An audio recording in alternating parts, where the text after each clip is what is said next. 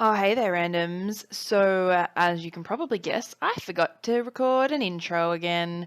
But lucky for you, I had a recording of my face and I can record a voiceover. So here we are. This video is about the fairy door that I created for Max. Now, we all know that fairies need an entrance into our house, and a fairy door is the perfect way to allow them in. Max has a huge tree in his bedroom, so I thought we would try and make a door that kind of has a wooden feel to it so that it can blend in nicely, and that's a good entrance for the fairies. Now, I did buy this accessory kit, which I didn't realize at the time was an accessory kit. Actually, Granny bought it for us. I thought that the door was included, but as we very quickly figured out, the door is not included. But nonetheless, the accessories are extremely cute. There was a bike, a swing, a ladder, and a seesaw. I am using a Monty Mart Air Hardening clay, modeling clay. I have used this before for various projects, and I do really enjoy using it.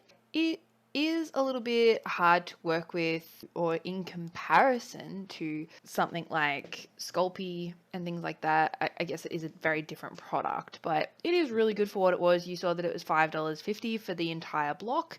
So I had a lot of fun playing with this and getting it into the shapes that I want to. Another project that I'm thinking of doing is creating a clay palette and then varnishing it so that I can have my own palette for my watercolors and inks and things like that. Anyway, back onto the fairy door. Pretty much all I did was roll out some clay to make a base.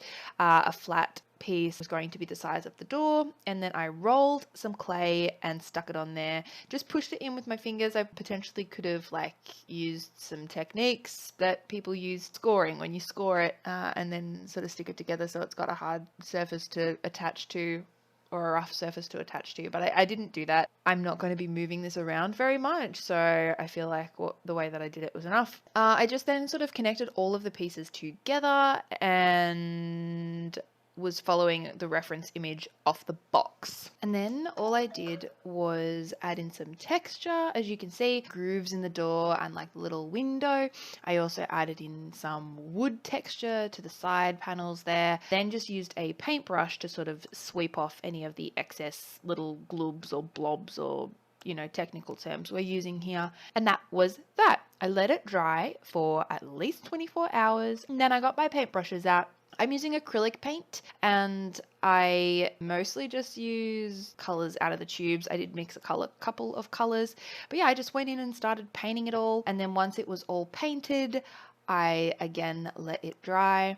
I was going to varnish it, but in the end I didn't end up varnishing it because I felt like it was shiny enough. Again, it wasn't going to be in direct sunlight or being moved around a lot. It's not going to be touched a whole heap, so I can always varnish it in the future, but I didn't varnish it at this point.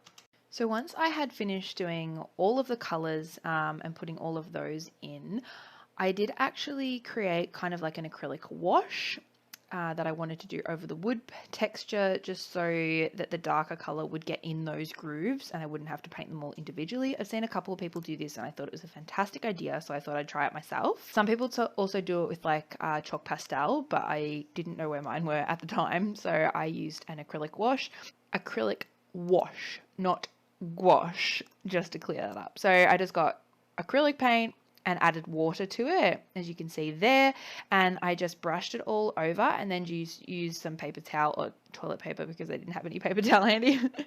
I just used that toilet paper to absorb up all of the water so that the paint was just left in the grooves and not on the main surface, and that actually worked really, really well. It gave the piece an entire, a lot of dimension and depth. You could see all of those grooves. I'm really, really happy with the way that turned out, and I'm so glad that I decided to do that to this. But there you go, guys. That is the final piece. That is it on Max's bookshelf. You can see he's got his little tooth fairy vase there, so when he starts losing teeth he can put it in there there so the tooth fairy has easier access to them. It's sitting on top of Max's tall boy in his room, and you can see the tree there. He was so excited to see it when he realized that the fairies now have a door into the house, and it's sitting on a classic fairy tale book, so it was quite fitting. I hope you've enjoyed this video, guys. If you've liked it, please leave a like and comment, and I will see you in the next one. Bye!